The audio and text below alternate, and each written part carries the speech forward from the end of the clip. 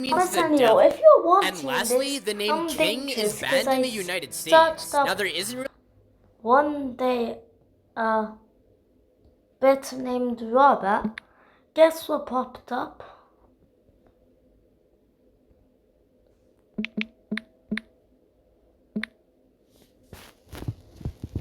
Disappearances that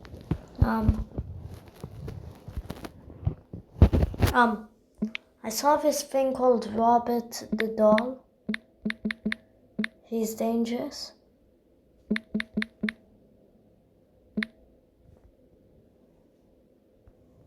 Meet There Robert the it is. Doll, one Well, of the most. not that. Meet Robert the Doll, one of the most haunted objects in history. People who disrespect him claim to suffer bad luck, accidents, and even ghostly encounters. Would you dare visit him?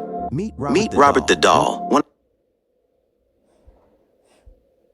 I'm haunted. Have you ever heard of Robert the Doll? In 1904, a boy named Robert Eugene Otto, who everyone just called Gene, got a doll. The doll came from either one of the servants working for his wealthy family in Key West, Florida, or the doll was a gift from Gene's grandfather after a trip to Germany. This is unfortunately unclear. Either way, the doll was about 3 feet tall, wore a little sailor suit, which is believed to be inspired by one of Gene's old outfits. He had black, beady eyes and a creepy stitched grin. Gene named it Robert, and from the moment he got it, things were just weird. Servants would hear giggling and running footsteps when no one was around, and Gene's toys would end up ripped apart. He'd always say, "Robert did it." Neighbors swore they saw the doll staring at them from different windows in the house, even when nobody was home. And Gene often acted like Robert was alive, talking to him and having full-blown conversations. The creepiest part, though, is that witnesses claim they heard a totally different voice talking back. When Gene grew up and inherited the house, he kept Robert around like some old friend. Gene's wife, Ann, couldn't stand Robert. She made Gene lock it up in the attic, but somehow, Robert would always end up back by the window. Neighbors kept spotting him from outside, and some swore his expression changed from a smile to a scowl. After Gene died in 1974, a new family moved in, and their young daughter found Robert in the attic. She became terrified of him, insisting that he was alive and trying to hurt her. That was enough for the parents. They donated Robert to the Fort East Mortello Museum, where he's been ever since, locked in a glass case. But even there, the creepy stuff never stopped. Visitors say their cameras glitch around Robert, and some even hear faint laughter. What's wild is the letters, hundreds of them, covering the walls around his display. People from all over write desperate apologies, begging Robert to lift his so-called curse after they disrespected him or snapped photos without permission. They blame him for car crashes, divorces, sickness, job losses, anything you could think of. And the museum gets more of these letters almost every single day. But whatever's going on, Robert's creepy reputation just keeps growing. If you have any cases you'd like to see covered, please leave them in the comments below, and make sure to hit that follow button so you can be notified when I post them. Have you ever heard of Robert the...